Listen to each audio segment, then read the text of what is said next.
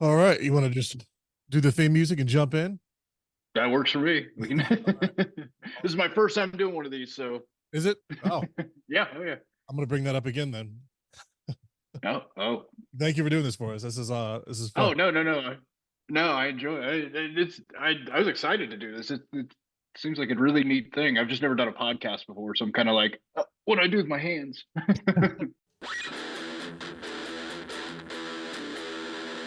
Talking with words.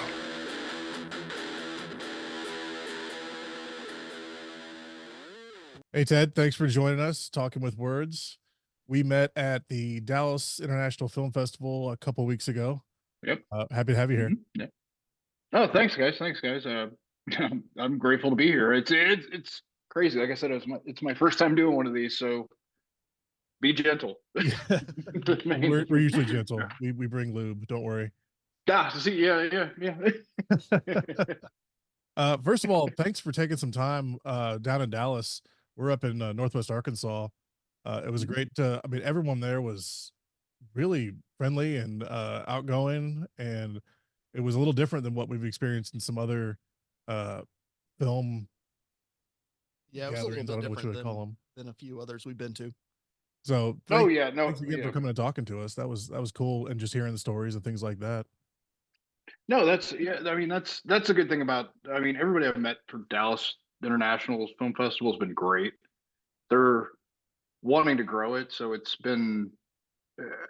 It's not just because of that they're being very accepting. They're just very accepting people overall. But I mean, it's. I always operate off the premise when I got into acting, like I would ask people, I'd be like, hey, ask other actors, be like, hey, I don't know what to do here. What should I do? Looking for some advice kind of thing. And I got a lot of, hey, go fuck yourself. No, can I curse Oh on here? yeah, I'm yeah, sorry. Yeah. Oh yeah. Sorry. all you I want. was I was an infantryman for a long time, so the Yeah, filter's kind of broke. let's talk But about some of your background. We were talking hmm, about this a little bit earlier. Uh, we were like, we man, know him from somewhere. We'd seen you before, and it was the So man. the Texas Hammer commercials. I'm originally from Texas, and yeah. we walked away from talking to you initially, and I was like, I know him from somewhere, and I can't figure out where. And on That your little reel that popped up, I saw that bit of the commercial. I'm like, oh my god, that's it. That's exactly where I know him from. weirdly enough, that clip has been used by different lawyers in different places, and it was that was an interesting thing because I was just one of those little like a buddy of mine called me and was like, "Hey man, I know you got a motorcycle. I'm doing this thing commercial for a lawyer. I need somebody with a motorcycle, and yours is kind of cool. So let's get it out there." And I was like, "Yeah, cool, man. I'll come." Just rode out there and did it. And they had the actual guy. Like I was portraying a real guy. I thought it was just a kind of just the this conglomerate of people, but no, it's an actual dude, and I know why he's not in that commercial. And he's got a face for radio. You know what I Oh mean? yeah. He's rough, and and not saying that I'm the most beautiful man out there, not, but it was it was really interesting to do that. I've never done. I mean, it's a quick hit type thing, so it was really a lot of fun, and it's funny to see how that's gone different places. It's You not a know, bad thing if they're calling, "Hey, we need a good-looking guy with a motorcycle," and you're the name that hey, pops hey, up. hey. Yeah, I felt honored. Don't get me wrong. Anytime they call me, I'm like, for anything, I'm like, me. No, I'm extremely grateful. This is. I literally I got out of the army in 2018 and didn't know what I wanted to do when I grow up. So I ended up at Amazon, like every good army guy that gets out and doesn't know what he wants to do, and just wasn't big into the rat race and doing everything else. And I had met up with a friend of mine named Colin Egglesfield. He's an actor. He's been in quite a few movies and stuff like that.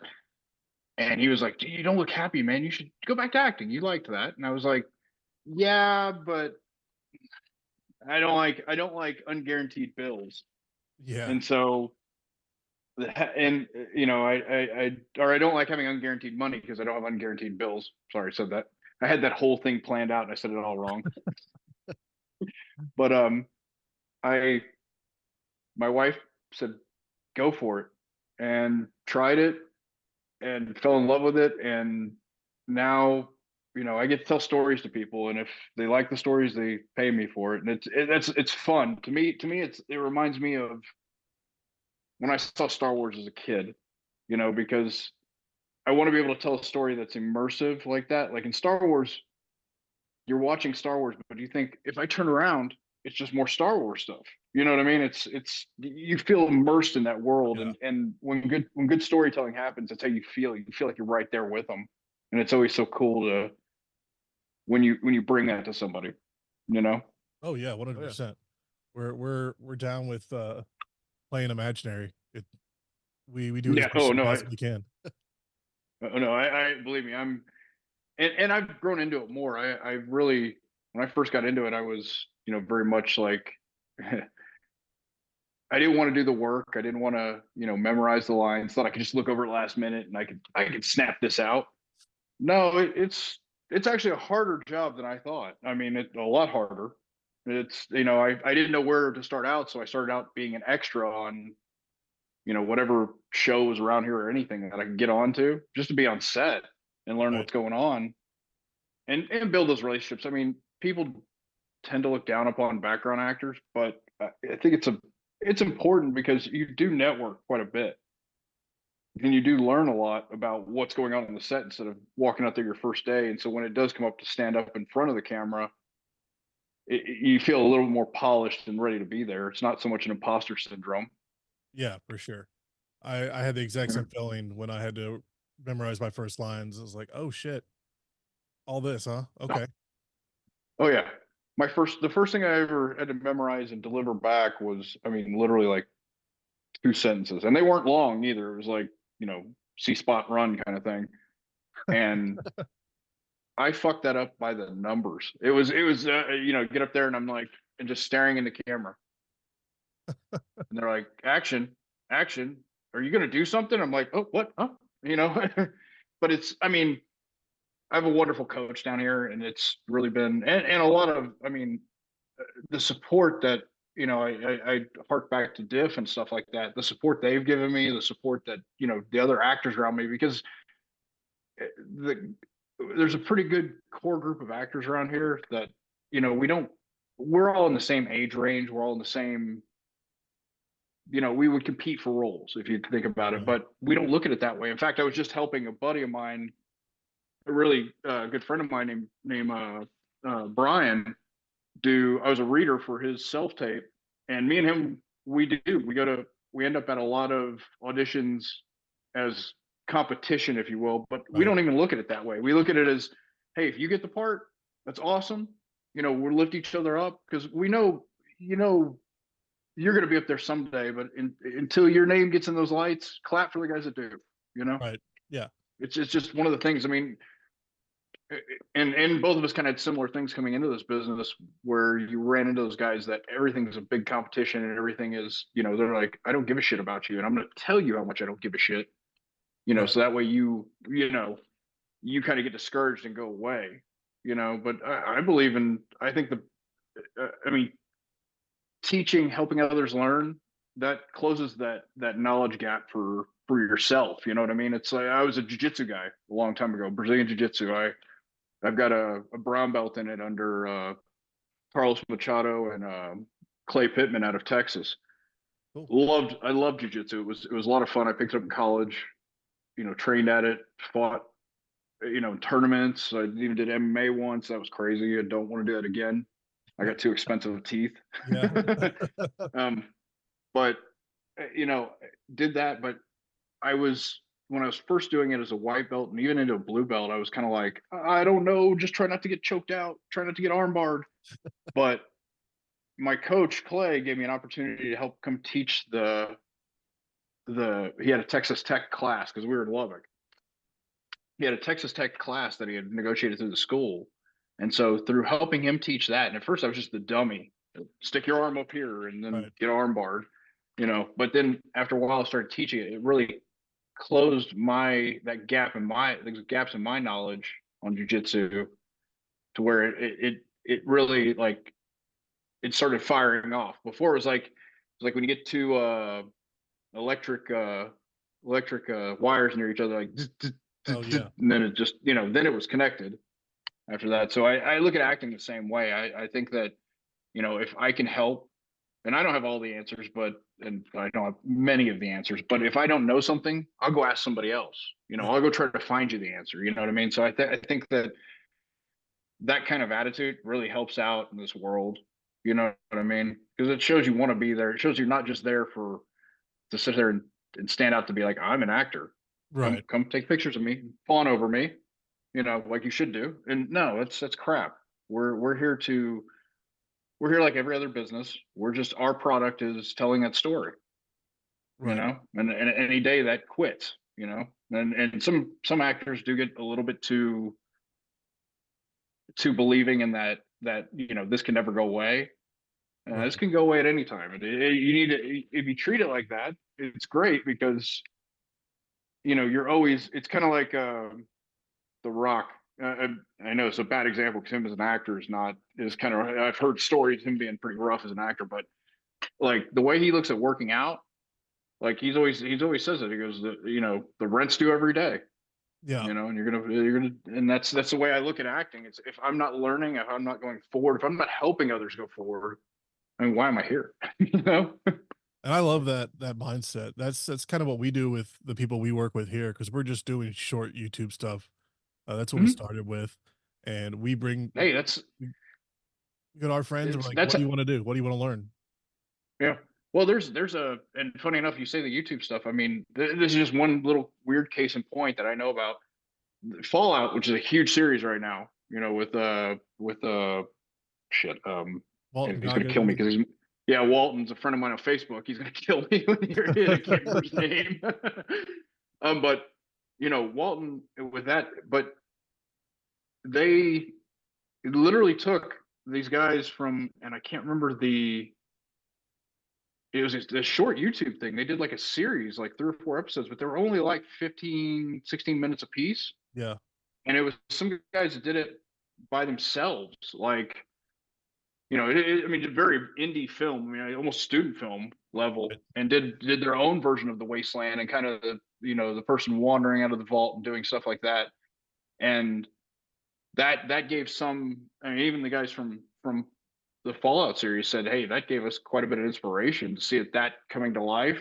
Yeah. And now seeing it on Amazon where they've got the budget to do all the craziness. Right. Like I'm not gonna lie, I'm a big Fallout fan, so seeing the power armor guys run around, Oh yeah. I was like, because I play Fallout, I play 76. Me and my daughter play that, played Fallout 4, played all of them. Yeah. I've played them all So as it's kind of, well. I was excited. yeah, I'm a big video gamer. So in fact, on the other side, like right here where y'all can't see, is I got like a huge TV and all my gaming setup stuff. I've got Red But Dead Redemption 2 paused right over there. uh, no, I love, you know what, I actually, I read for, and it's weird where we draw like inspiration from, but I read for a Western down here. I actually like doing Westerns. I grew up kind of, I grew up here in Mansfield, Texas, which way back then was like the land of 10,000 trailer parks. It was a little dinky town. And, I worked as a cowboy on ranches back during, my college days, stuff like that. Yeah. So I've always had kind of a yearning towards that side of life. And so like doing Western stuff, I love doing them, but I did one where I was reading for, and I can't even remember the Western, to tell you the truth. It was an indie one, but it was a period piece. And I used the guy from Red Dead Redemption, Arthur, Yeah. just kind of as my inspiration because the way he kind of looks at things and the way he kind of goes through things and even his mannerisms and how he talks Yeah. was just really, I was like, this is that character. That's And awesome. even the director was like, yes, we're not taking you though. we liked you. We liked your audition, but and I was like, ah. And you've done a lot of Western stuff. Mhm. You've been on. Yeah, I mean, oh 'cause yeah, I was looking yeah. at what Walker and Mhm. we were talking when we met you the last time. We were talking about 1883. Yeah, yeah. In fact, shoot, and names are totally bad today. Um, my buddy was there from 1883, right when I think y'all were there when me and him took a picture together. Oh, okay, yeah. Oh yeah.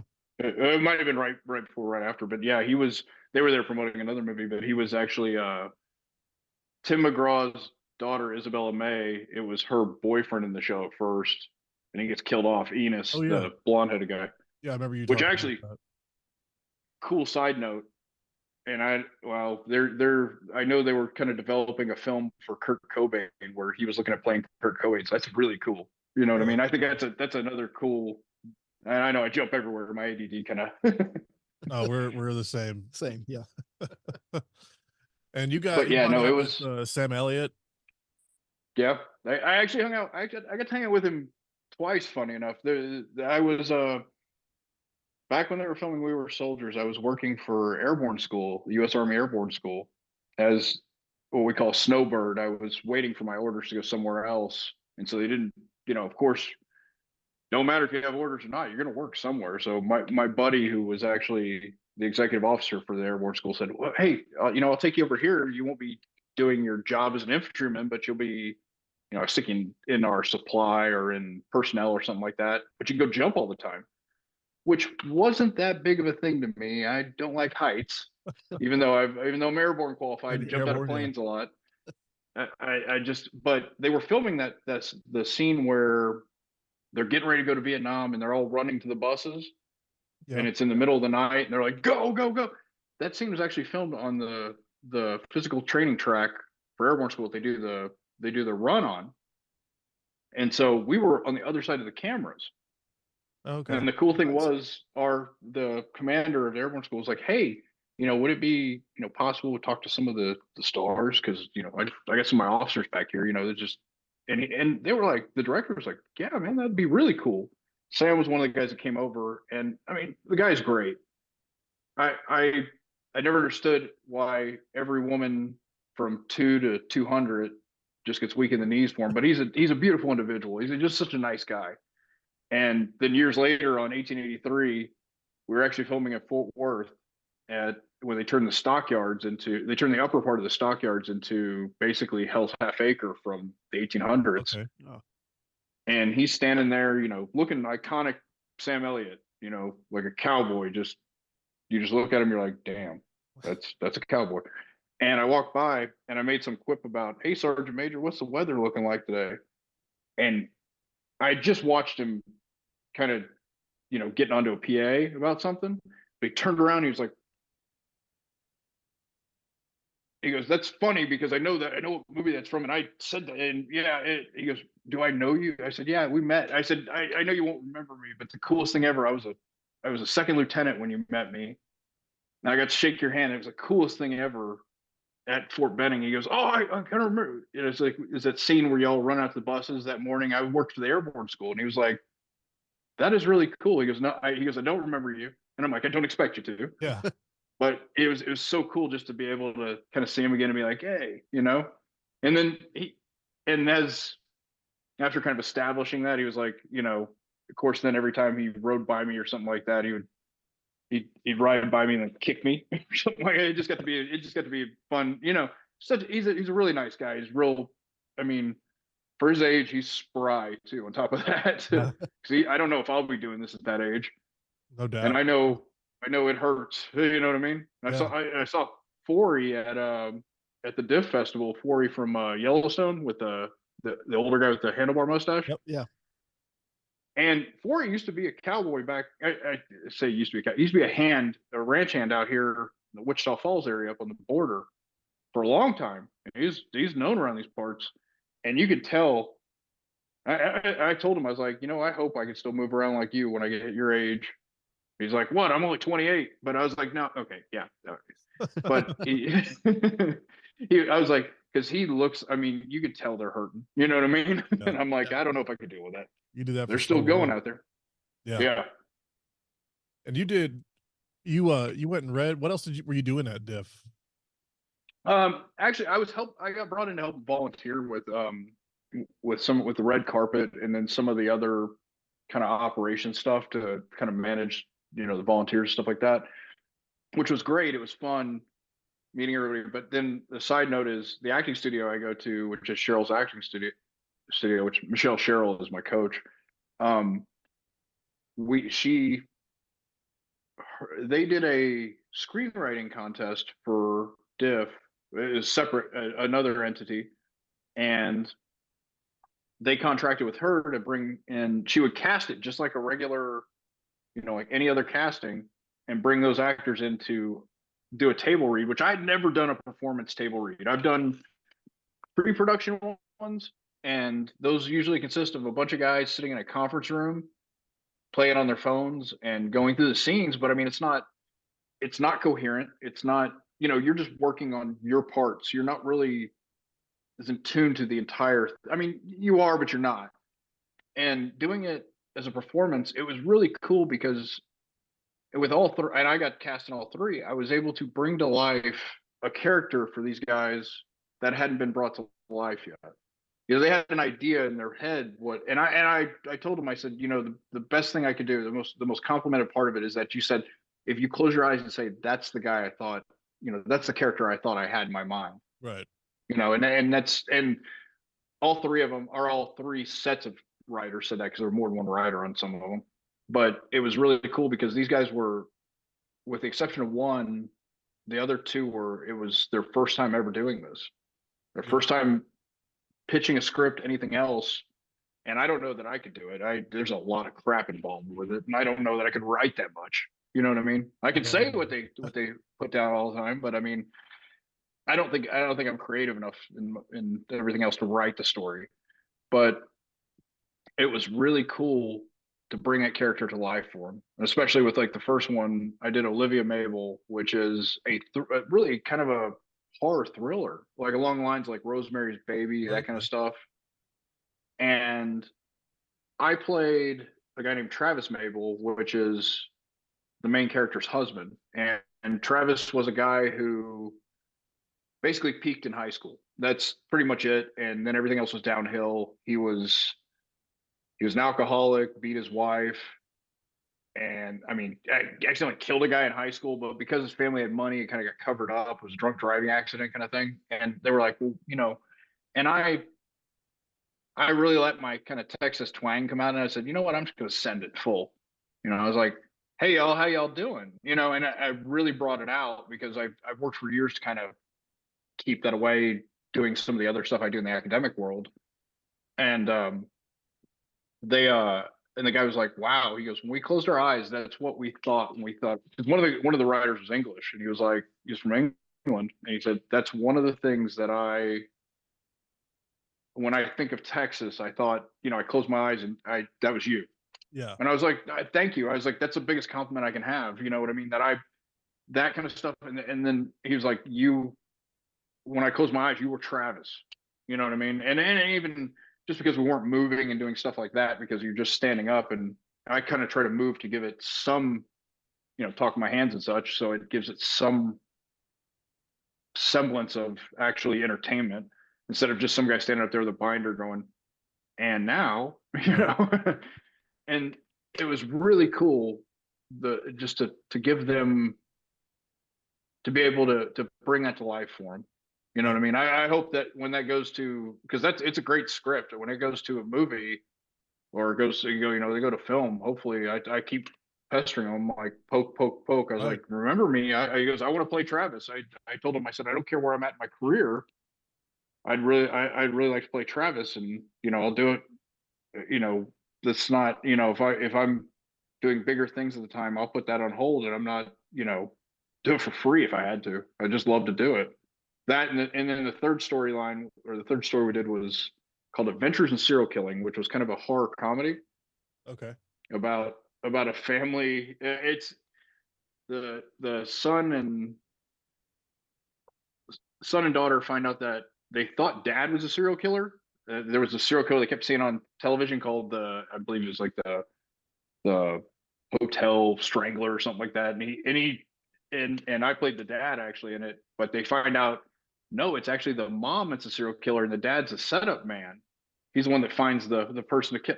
And it goes through a lot of hilarity, and at the end it's kind of like almost a Saw type situation where the kids get locked in the house and mom's on the the speaker saying, if you answer this question correctly and do this riddle, You know, you can move out of your little area. So it was really fun. And those guys, like honestly, the guy that wrote it, it was Jack was. He said, he goes, you know, this was my first shot into it. I tried so many times to get this one, you know, but I kept getting sidetracked, everything else. And I was like, well, hopefully we did well at it. And he was like, he goes, honestly, it brought a tear to my eye watching, because he wasn't there when we did it. Actually, they were actually recording it on Zoom, and they had a laptop sitting up there recording it for him. And he goes, it brought a tear to my eye to watch y'all do it. He goes, he goes, even though it's a table read, and even though it's, you know, there's not really a lot of action, or there's not a lot of props, and so much you think about when acting, it's, you know, in fact, he just liked one of my photos that I was telling about when I took a picture and said, I'm getting ready to do a podcast. I'm excited. Actually, Jack, the writer from that, just liked my photo on Instagram.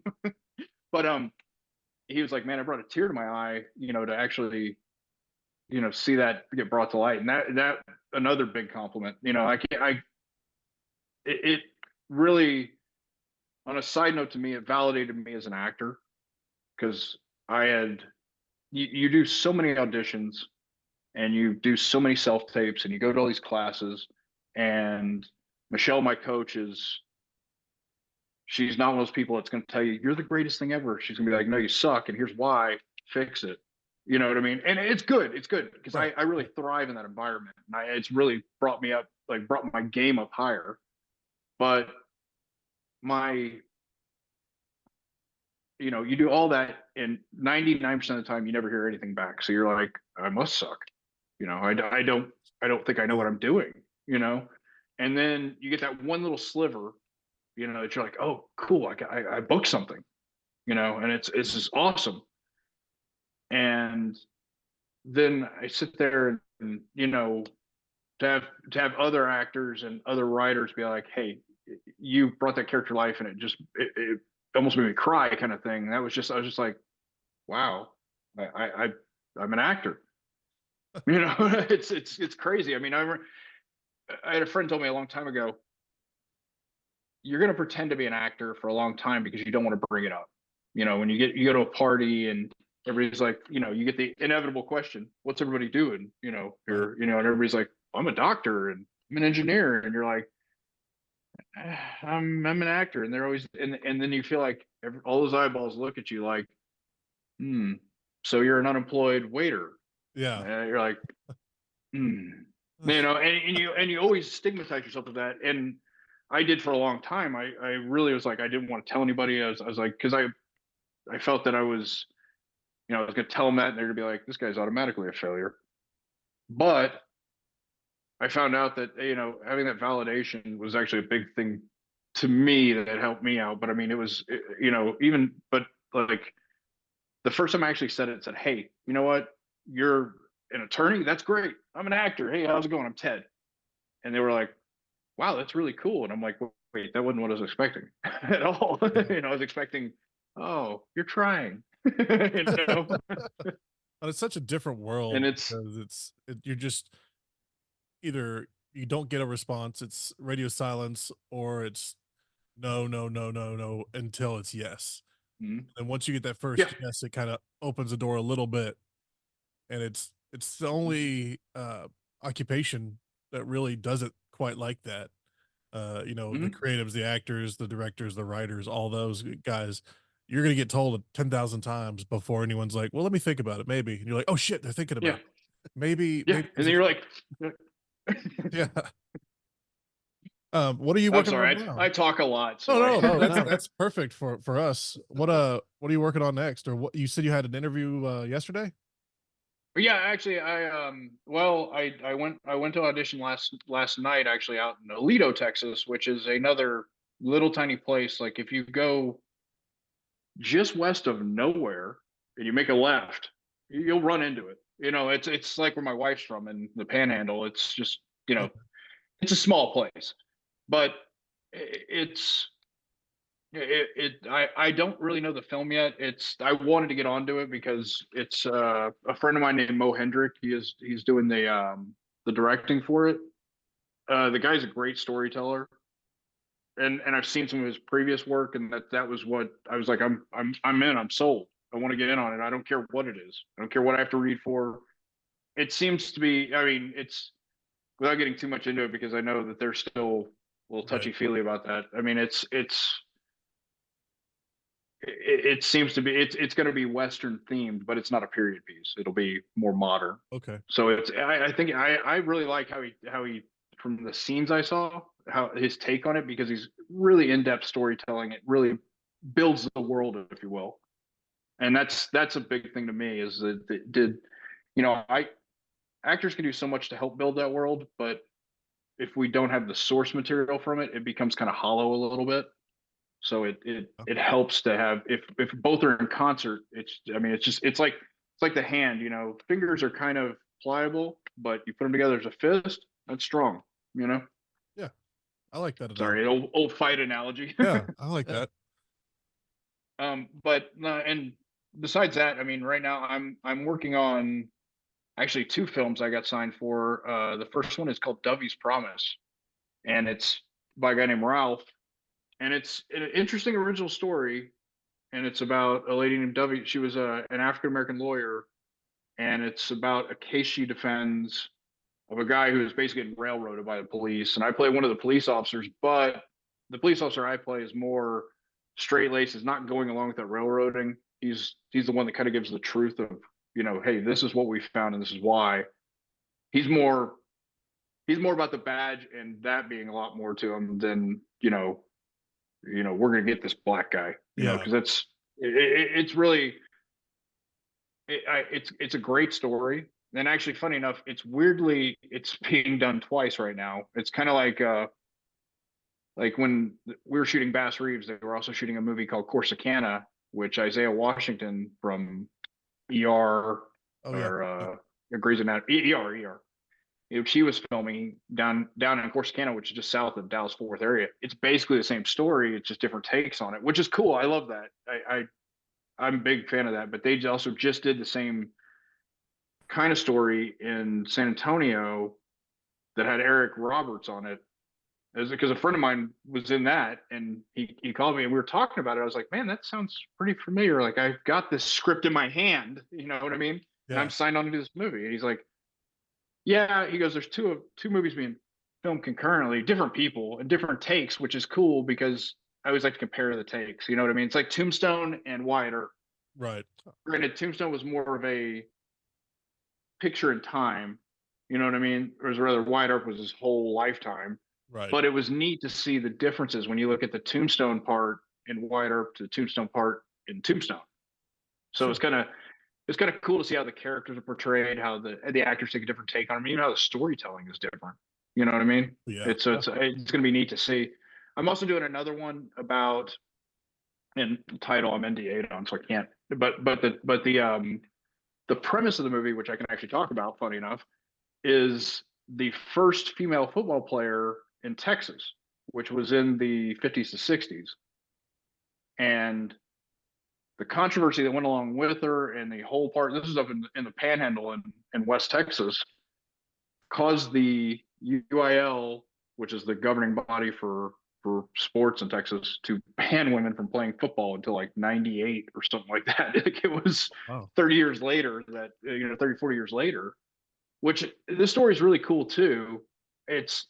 I'm big on the history of stuff. So when I saw this casting, I was like, it sounds familiar. And I looked at the town, so I started looking it up on the internet and started kind of looking back into it. And I read the story of it, and read the actual from the person, that the girl actually, and her coach and a couple other people read their accounts of it. And it was just, it's one of those really good, like, her accomplishments and everything else was a feel good part of it, not the UIL banning women for 40 years from football, but it literally, it's neat to see that underdog fight. You know what I mean? That one doesn't have a chance, but then comes out on top. You know what I mean? They didn't win a state championship or stuff like that, but she was successful in what she did, and it was that was really a cool thing. You know?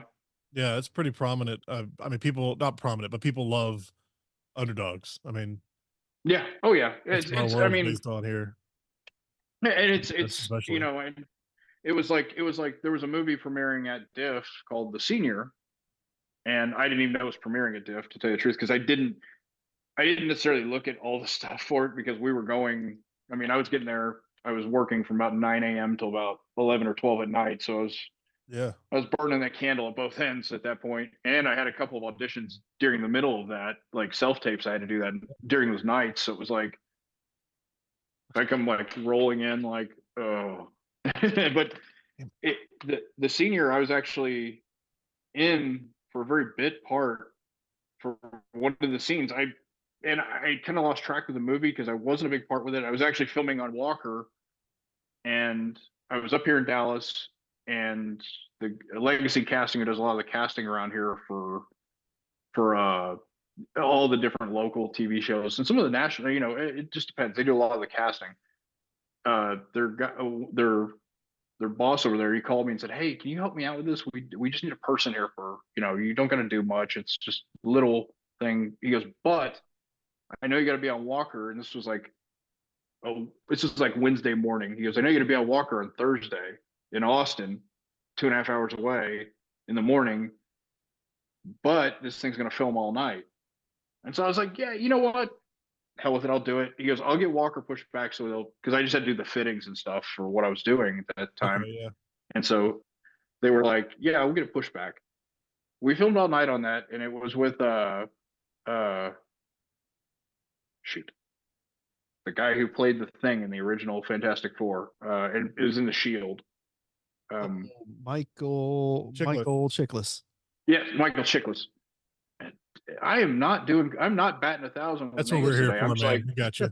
hey, yeah, that y'all are saving my ass here. I don't have people, you know, texting me and email, "You son of a bitch." We've been friends for 30 years. What the fuck? No. But no, and Michael was, that guy is, that was a great set to be on, to tell you the truth. It was, honest to God, I was only there for, you know, 12 hours, but you know, just, and a lot of the folks, I mean, we also keep in touch, stuff like that, but I didn't even know it was premiering. It's, in fact, on my IMDb, it's still like upcoming. And Yeah. I was like, or in post production. I was like, man, when's this movie ever coming out? And so I saw like 5 of the dudes, and a lady named Gail Cronauer was in the movie too. They came on the red carpet, and I walked over. I was like, "Man, what movie were y'all in?" That I was like, "The only movie I know that all of us were in together, I was in with you, was The Senior." And they're like, "Yeah, no shit, it's premiering here tonight." And I was like, she's like, "Do you work here or something?" And I'm like, "Yeah." I was like, "Sorry," but you know, and it was, that was a great movie, kind of underdog story too. Michael Chiklis plays a guy who went to school at Sul Ross, which, you know, I'm naming all these places in Texas, and unless you live near those places, you wouldn't know Yeah. where the hell they are. There's Sul Ross down the valley, and it's a small college down there. It's still a small college to this day. He was playing football down there, and something happened, and he ended up getting getting taken off the team and ended up dropping out of school. So he went along and he did other jobs for a long, long time. Decided to finish his degree at like 55 or something like that. Came back and still had a year eligibility to play.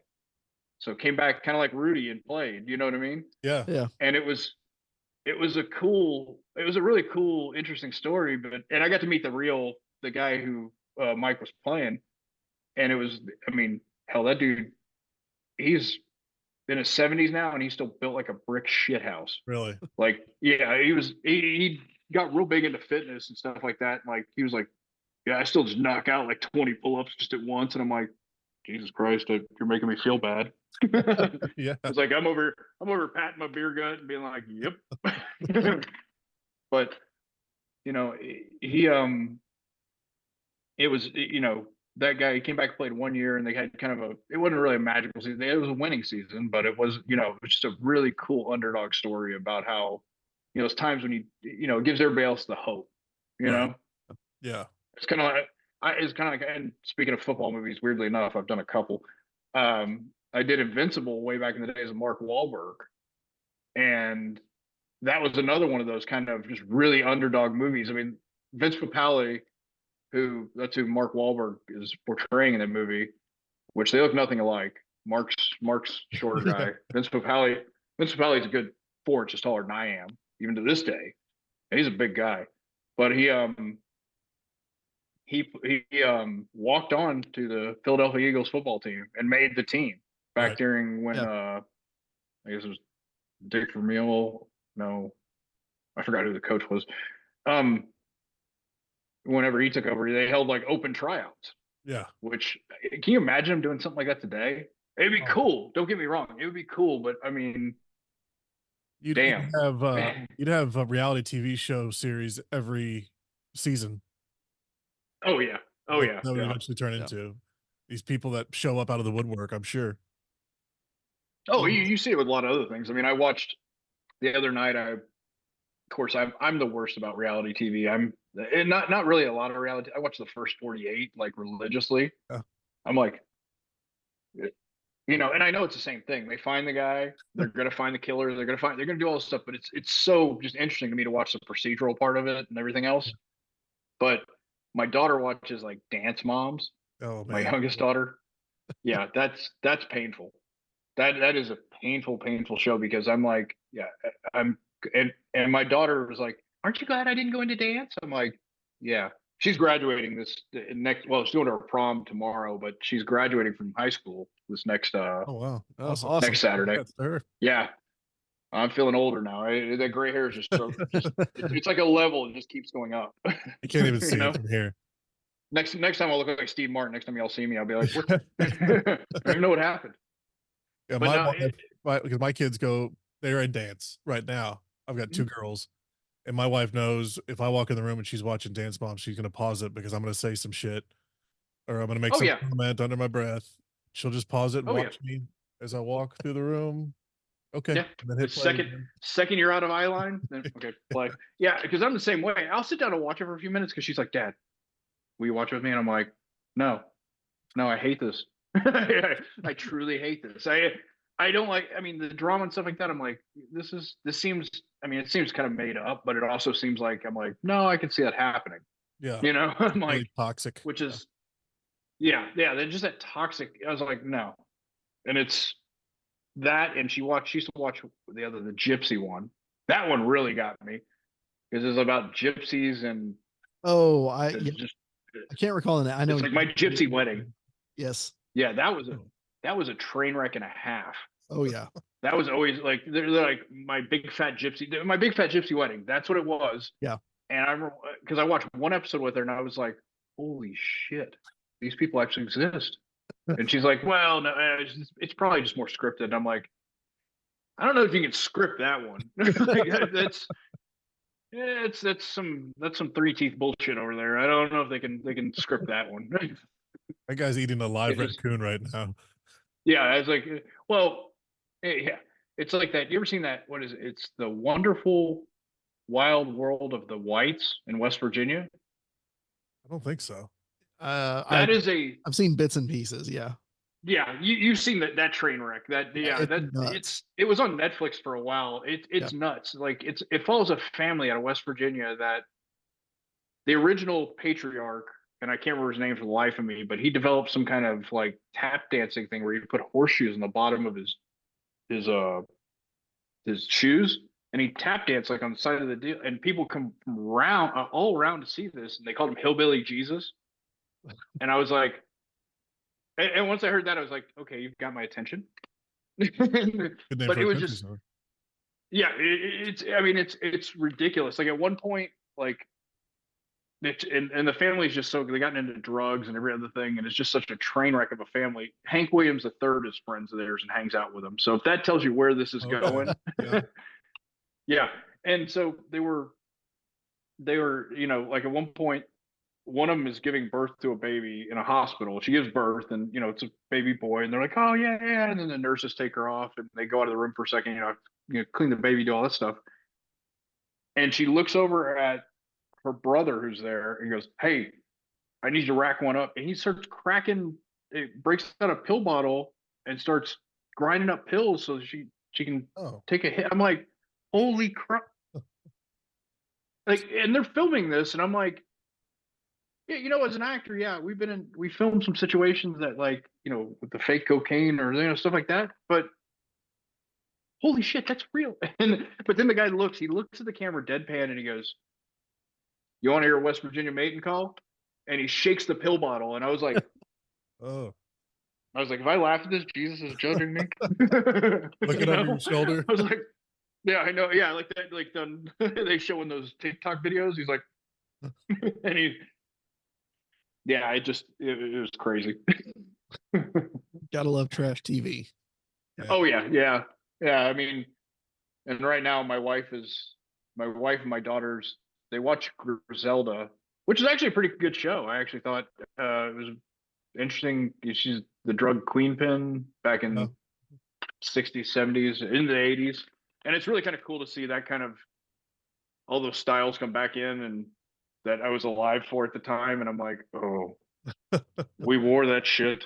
Oh, I yeah. think I found a picture my parents had of me when I was like this big, and I'm like in a little leisure suit and we're like at Sears getting pictures, you know what I mean? And Yep. with the background of mountains and stuff. And everybody's like, Yep. and yeah, I was in a I look like right after that I was going to go sell like an 86 Cutlass to somebody on a used car lot. That's what I Just on looked like. lunch. Yeah. Yeah. Just on lunch. I think I did, Get back in the and car. yeah. But no, that was cool. And now they're watching Bridgerton again. Oh man, Which, just got on that. yeah, that's, I never really got into the Bridgerton thing. I didn't even know anybody on there. So I wasn't really, it's kind of, I glanced at, but they were like I think they watched like 10 episodes last night. I was like, Damn. Oh man. Jesus. I Yeah. was like, I can't even do that. And I'm an actor. I was like, damn, I can't watch that much TV. But no, yeah, and yeah. So they're going through Bridgerton right now, and it's good. It's cool to see them get interested. I mean, most of the movies that I've been in, I have not watched. Really? And I did later. I did later, but I didn't like watch them when they first came out or something like that. And a lot of it was because I thought I would be overly critical of what I was doing, or Oh I yeah. would be upset if they cut something out that I wanted, that I thought was, I just thought I was, get an Oscar for this. But then they were like, nope, cut that out. Yeah. So then you just see my hand. They're like, oh, no. Yeah.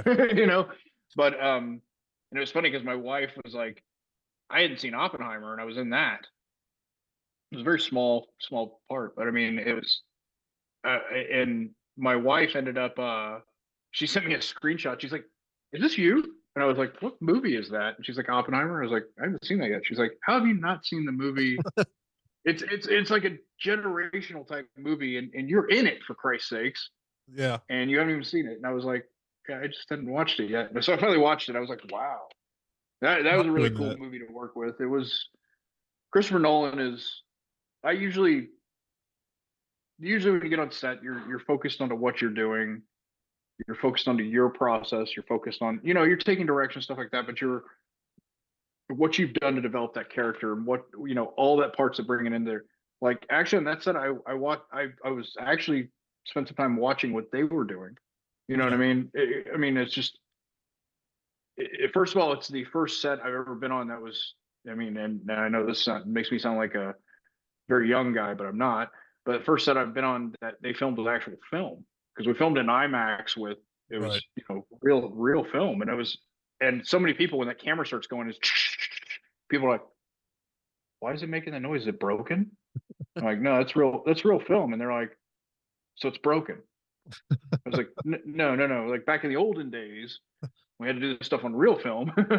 Before So it's kind of, DVDs and all this. yeah. But it was really cool to actually be a part of that, and actually to Robert Downey Jr. was there. He was great.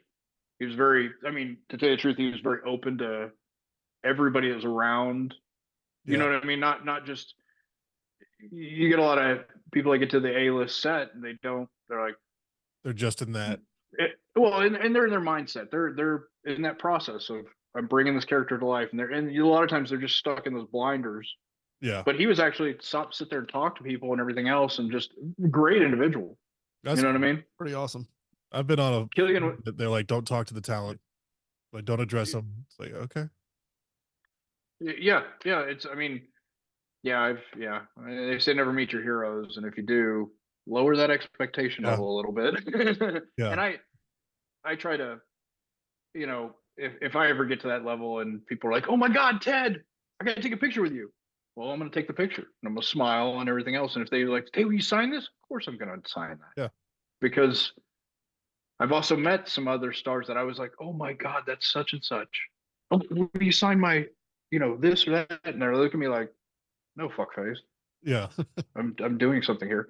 And it's, to me, it's almost antithetical again, because it kind of goes back to how I think. You know, these are the people that write your paycheck in an indirect way.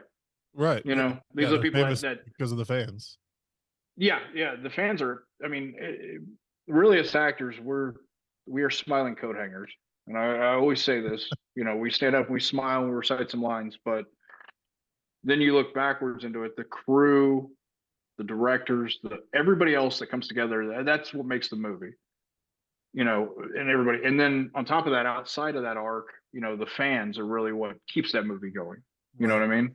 Yeah. And that's to lose sight of that, I think, is almost an injustice. You know what I mean? And I understand how it can happen really easy, but you know, everybody telling you you're the greatest thing since sliced bread, and then you know, all of a sudden, you know, I just don't. I'm one of those people that's like, if somebody really was like, "Oh my God, that's Ted," I'd be like, "Yes, come here, give me a hug." You know, Right here. I'm just so happy. Yeah, I'm so happy that they recognized me. I'm so happy they saw what I was in. That's Yeah. you know, another thing. What? It's Where were you in Oppenheimer? I was actually in the when they're grilling Robert Downey Jr. I was actually one of the senators up in the top of it, in the front, courtroom? right there. Yeah. Yeah, Kind of in the first scenes, Yeah, I'll look for and it. then I did a couple of things. Well, I have that cool hairline that, oh God, now I'm seeing it even worse in Zoom. But I know what you're talking and about. I had glasses. I had glasses on too. But it was a lot of fun. I mean, I was literally the only guy from Texas on that set, Really? and the only non-union guy on top of that. And that was crazier too, because I'm not SAG. I'm SAG eligible, but I'm not. I haven't joined the union yet. Right.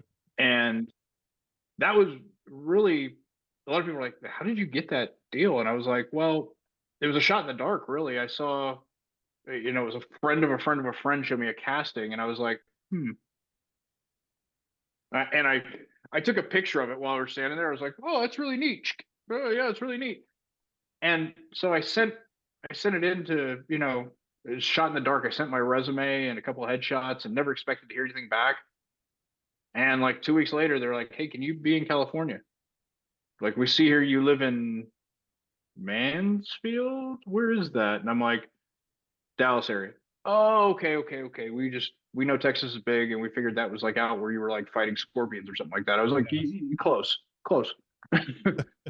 but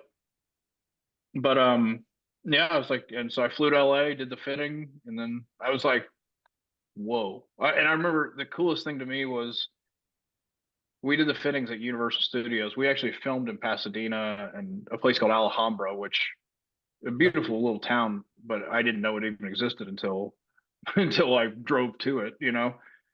But doing the fitting at Universal Studios and walking through the back lots, because afterwards they're like, "Yeah, just go," you know, because I was like, you know, it's like these are, you know, these are those fabled back, you know, where they drive the little tram through and everybody's like, yeah.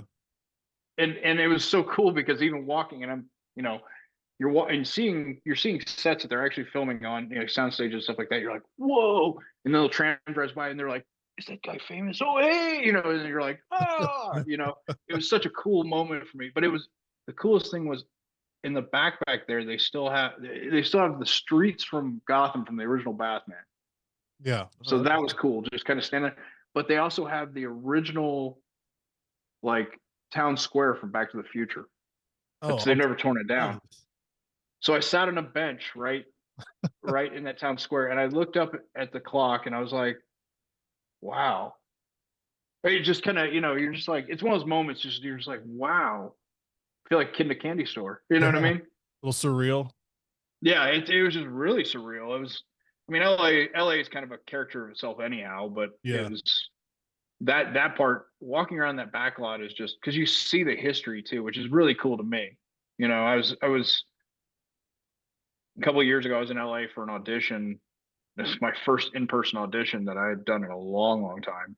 And of course in LA, so I spent like $600 to go to said audition and didn't get the part. But you know, so I got up early and I was staying over by the Scientology Center, which yeah, that's a reality show on its own, and it looks like an evil layer of some like master villain. It does, doesn't it? You know, because the whole building is like spray painted like this weird blue color, and then it's got that big Scientology thing up on top of it, Yeah. and you're just like, that's weird. So I got up early that morning, and it was literally like 5 hours before the audition, and I was like, I don't know what to do. I was like, but I fly out today, so I'm gonna check out and get all that stuff done. So I check out, and I said, hey, can I leave my bags here? And they go, yeah, we got a room for you. And I was like, I'm going to audition. I'll be back. I go walking, and just walking down the street and seeing, of course, all of LA that had to offer. LA, Oh, yeah. you know, the bums throwing up on the side because they just got finished drinking for the night, and the ladies of the night going wherever they go during the day. And just walking along and seeing the business open. I've been seeing people go to work and people commuting and stuff like that. It was really cool. But I passed by the Hollywood Cemetery. Yeah. And I was like, man, you know what? I said that'd be a good quiet place to clear my head. And they had like security guards out front. And I was like, I walked over there. I was like, hey guys, if I can't do this, it's cool. But is there any way I can just go walk I'll stay on the road, you know, walk around, but it's just a quiet place back there and clear my head. It's real kind of peaceful and serene. I know it's a cemetery, which is kind of weird, and they're like, yeah, no problem, man. Yeah, come on. Yeah, it's cool. And so walking back there, like, and seeing the graves, which the history, you know, like some of the folks that are buried there, like Chris Cornell was buried there. That was really cool to actually see. Yeah. Oh, wow. I mean, it's sad, but it's cool. But it was, I mean, I'm like, wow, you know, I mean, I grew up during that era. I mean, you know, Pantera's from here in Arlington, Yep. right down the street. And I mean, literally Daryl and his brother Vinny, like they were where I grew up in Arlington, actually, they lived about half a mile away. Oh, yeah. So we used to go, they used to live by my old junior high. So we used to go as kids, like we were junior high. And this is when they were starting to they were not a hair band anymore. They were more just straight metal. Yeah. But we would go over and they would open their garage and they'd jam out in their garage. So we'd sit across the street and like watch. We're like, yeah, It's awesome. you know, a bunch of us as kids. And they were always really cool about everything. There was really nice about it. So. Do it. Before they started Senoritas or whatever their strip club was. Yeah, that place is still going. Yeah. Yeah, that's well, and it was funny. My wife, weirdly enough, and she knew who they were, but everything. But she grew up in West Texas, so I mean, not as much as like I mean, I went and saw them as kids, you know, at the Buffalo Dome and over, you know, Starplex, which is now Dos Equis, I think, or something like that. I don't know, Fair Park. Yeah. And so when Daryl ended up dying, when he got shot, he was buried. My wife worked as a nurse over by Arlington Memorial Hospital, which she worked at a doctor's office right next to it. But the graveyard, which he's buried, is a huge graveyard, and it's right across the way. And he's right in the front up there where they've got kind of, I guess, the famous section. I mean, He's got a big, I don't know. Got a big memorial too, right? Yeah, it's like a big, it looks like the Han Solo thing. You know what I mean? It's like a picture of him kind of, you know, but she was like, yeah, I used to, you know, every couple of days there'd be a guy that was out there in a trench coat and a hat, and he was, you know, he'd sit out there and he'd drink whiskey by his grave, and he put the, you know, and he'd leave, and I said, that was his brother. Yeah. That was a drummer that was a drummer. And she's like, wow, that's crazy. I was like, yeah, it is kind of, it's interesting to me, but I mean, it was like, wow, I didn't, you know, thinking about the kind of gravity of it. He just died not too long ago, actually. Yeah. Down here, and which is crazy because it's always like the passing of an era to me. You know, you always look at anytime somebody, I say famous actors, musicians, something, sports guys, it's always kind of crazy when you see, because you're like, man, and then you start thinking, I grew up watching that guy. Yeah. Oh, damn, I'm getting old. It just makes you think of your own mortality. Yeah, for sure. And I mean, Pantera, that was huge for me. I play guitar. Oh, I've got a let me custom see. Dimebag one over there. Oh yeah. Oh, there's the Hell yeah. Cowboys from Hell. Yeah, Yeah. it's awesome. Well, tattoos were kind of like it's like baseball cards in the military. You got to collect them all. You can't put them in the spokes of your bicycle though. It doesn't work the same way. Yeah. Well, you got 2 full sleeves, don't you? Yeah, well, mostly Mostly? on this side. Yeah. And then actually funny enough, Ink Masters, Ollie from that was the guy with the mustache on Yeah. Ink Masters is one of the judges. He does my tattoos over Oh, Deep cool. Elm Tattoo. Sweet. But it's hard to get in with that man. That man has Jesus, he's Oh, booked I'm up sure. for years almost. It's Yeah. it's crazy. I've got But a that ship's great. Okay. yeah. I've got a kinda like a Sorry. standing appointment with the girl that does mine because she's the only one in the building that does color, and I'm trying to Yeah. finish out my arm, and I'm like, "Every Mhm. September 1st, just mark me down Mhm. somewhere in there because I don't wanna do it during the summer because I wanna get in the pool and I wanna go to the lake, and I wanna be out in Yep. the sun." Yeah. So, every September, she's like, "Hey, you need something?" Like, "Yeah, why not?" I remember like when I met my wife, I had a couple of tattoos and she was like, "Oh, it's okay." She had a tattoo. She was like, "Oh, it's okay. I got a tattoo too." And then I was in the military. I remember I came home one day. I was like, "Hey, you know what? Thinking about getting my whole arm sleeved up." She's like, "Excuse me?" I was like, "Yeah, yeah, yeah, yeah." She's like, "Are you stupid?" And I'm like, "Well, I don't think so." And she's like, and finally she was like, "You know what? I'm gonna let you do it. I'm gonna let you do it. I mean, I was going long term in the military, so it Yeah. was. She was like, I'm not gonna be out there looking for. And she goes, as long as it's not on your neck or your hands. And I was like, oh no, yeah, I'm not. Yeah, I'm not gonna do that. And I thought, well, a neck tattoo would look. No, I'm just kidding. Man, I But can't I mean, imagine how like, bad that would hurt. well, to tell you the truth, and people always say like they thought they were talking about the elbows and stuff like that. They're like, oh, it's gotta hurt. And I was like, not as bad as I did my shin. Yeah. Because I had extra time with one of my tattoo artists back in when I was in North Carolina. I was in the military. He's like, "You got some extra time? Is there anything else you kind of want to do?" I was like, "You know what? Kind of want to put American flag on my shin, and I've got one tattooed on my shin. That Yep. is the worst possible pain." He's Yeah. like, "Okay, let's try it." They're like almost a half-ass laugh. He's like, "All right," and I was like, "Jesus, that was rough."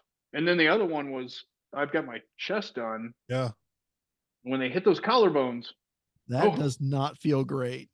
no, and I've this got them one. coming across both collarbones, and it Yeah, this is as do I, and it's not that is not a good feeling, and it's a cross between pain and that rattling because you can feel that Oh, yeah. rattle and you're like oh god, this is yeah, it miserable. bounces right off the bone there.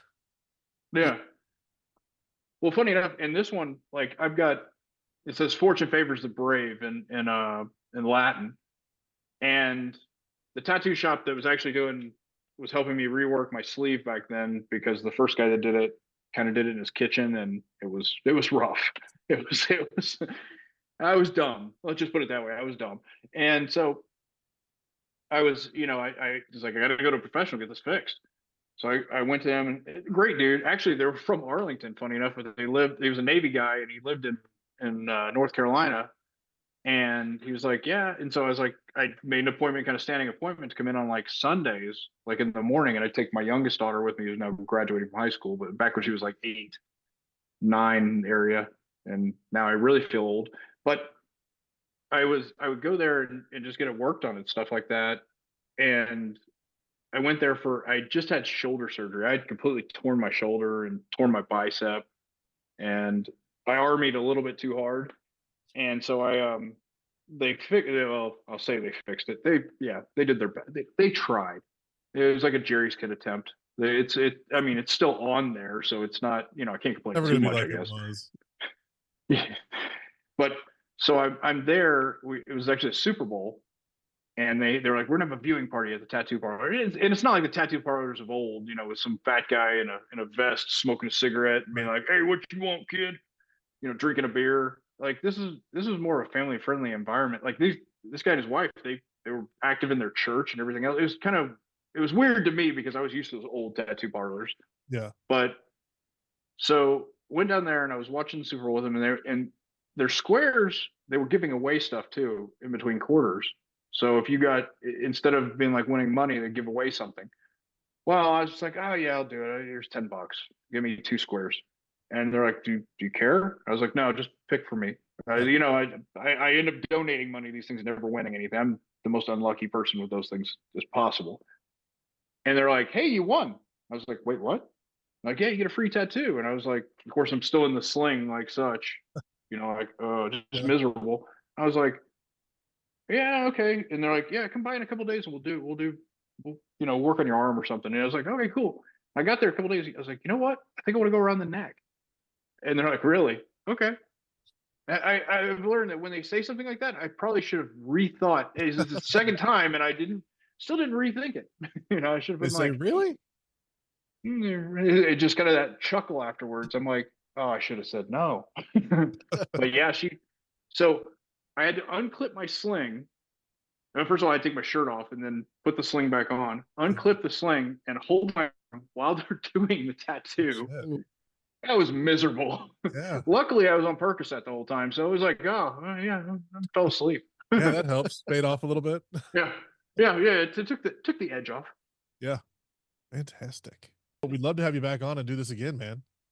Oh man, I'd love to. I actually, yeah. Anytime y'all want, I'll be right back on here. Yeah, you're a great And- storyteller.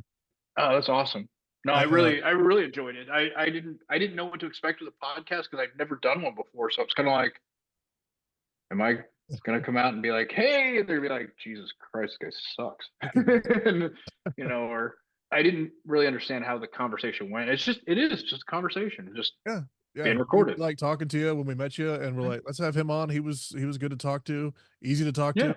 You don't have to pull conversations out of him, that kind of thing. No, yeah. Good for Yeah. pods, But Yeah, we'll I post the enjoy it. video and everything as well. So Awesome. yeah, and I don't All think you mentioned Facebook. I always forget that Instagram and Facebook are for connecting because I just use it for like, hey, our new episode's up. Go watch our stuff. Yeah. Add Not me even on there. like Add that. me on there. It's Ted Kuta, TEDDKUCHTA. Yeah, I mean, y'all see it's all my email stuff, but I mean, And what's your? I mean, you have an Instagram? yeah, it's the same. It's just Ted Kuta, and I always have to spell it out because my last name's horrible looking. Like you're like Kuta, you're like, wow, okay, I'm gonna phonetically spell that. Seems like QTA. Oh no. We're gonna throw in a CH in there just because. Fuck you. That's why.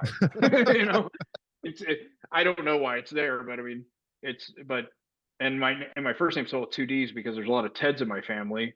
Weirdly enough, I think we hold the monopoly on the Teds in the U.S. here because we got like 10 of them. Yeah. I put 2 D's in it because we all had to. Me, my cousins, my father, like we all go, and I wasn't really big on people calling me Teddy at, being 30 years old at the time, 20, 30 years old. It was like, that just doesn't seem right. It seemed like a stripper's name somewhere or something like that. I was like, I don't know. So I just put an extra D in it, and I was like, okay, so they know who was signed or stuff mail came. You know what I mean? Because my father lives with me, and so anytime we get mail, it's always Theodore Kuta, and we don't know who goes to what. So everybody opens everybody's mail. So it's I can imagine all the other crap that gets mixed up. Oh yeah. So putting that extra D in there, but yeah, it's just TEDD and then KUCHTA. So I try to so post a lot. I don't do what? Oh, go ahead. Oh, I said try to post a lot, but I'm still figuring out social media. That one's been as I didn't grow up with it. It's kind of been, I used to use it for pictures of, videos of cats doing stupid stuff and, and stuff like that. And I was like, whoa, That's still there. Yeah. Yeah. Oh no. I'm still looking. I still do. I think I've got like, weirdly enough, like 5 different cat like pages on Instagram that just because my daughters both have cats, and so I send them funny videos of cats doing dumb stuff. And I've got my wife has a little, I call him the Yap Yap dog, but he's a Coton. They're little tiny dogs, but they're Yeah. hypoallergenic. So he's a little neat little dog. And I've got an English bulldog. She snores and farts like a trucker. You know, she's rough. She just, you know, and luckily she's not. Her crate's right in my little game room area right here. If she was in there, people would be like, did somebody fall asleep? I was playing a video game one night, and you know, you play with your little headset on, you got your little microphone. Yeah. And I was playing, and it was Call of Duty, and so we were going to a different level or in one of the deals, and so it stopped, you know, and everybody's sitting there for a second waiting for it to load up, and my dog starts snoring, and then I hear somebody come on and go, did somebody fall asleep? I go, no, it's late at night. I was like, no, it's my dog. And they're like, Jesus, that's your dog? Yeah. How big is your dog? And I was like, well, she's like 50 pounds, so she's not big. And they're like, what kind of dog is it? I was like, English bulldog. And she's like, oh yeah, okay, oh yeah. No question. And she's got an attitude. Yeah, she throws temper tantrums all the time and doesn't like us very much. But no, I'd love to be back on here. I could talk for days. Yeah, for sure, man. We'll have you back on, and we'll and if Yeah, you're yeah, you'll watching get my- this, where is it? Ted's name is down there in the corner. If you don't remember Oh, how to yep, spell it, yep, right over there. yep. Go follow him. I didn't on even think about Facebook that. and Instagram. And Yeah, we should have some pretty interesting stuff coming out. yeah, Sorry. that's awesome, man. No, you're good. We appreciate you coming on. Yeah, thank you. No, I appreciate it as well. This has been great, guys, and I really enjoyed it. Yeah, it's been fun. Thanks for the time, man. I know you're a busy man. No, I always got time to do stuff like this. I love doing it. Awesome. Great. I don't even That's have awesome. That's me awesome. of me saying dumb shit out. So thank you for that. I usually, I mean, if y'all need somebody to say dumb shit, then just text me. I'll be like, oh, okay, here, I'm right here. Are we recording?